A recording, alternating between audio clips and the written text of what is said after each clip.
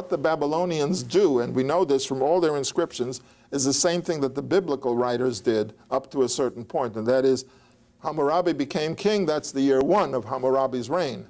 And you count, and when he dies, that's the year 43 of his reign, finished. Next case, Samsu-Iluna, year 1.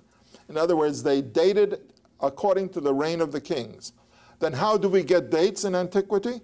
Because there are many overlapping and corresponding dates. For example, the Greeks had a calendar which started with what they call the first Olympic Games, sometime 748 BC or something like that. And every 4th year they kept this count.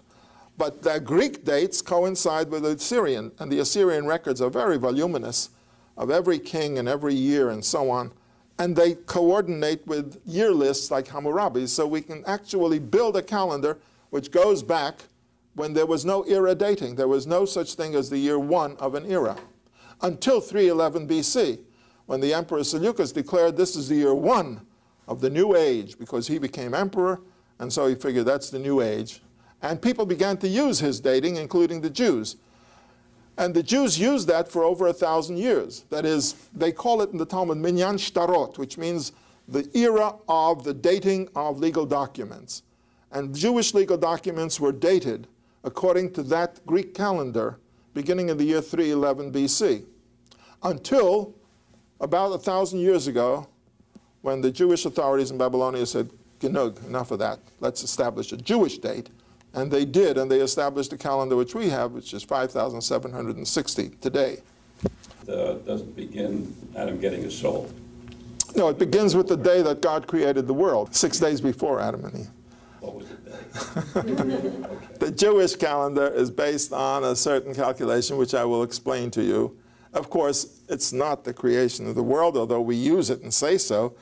In your ketubah, in your marriage contract, it says this is the year 5,733 from the date of the creation of the world as we count in the city of Los Angeles, California.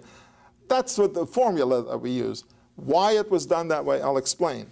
And it's certainly not since the year of creation, because creation was the Big Bang of 12, 15 billion years ago, and it's been going on since then, and the Torah says that that's the way the world was created, with a Big Bang.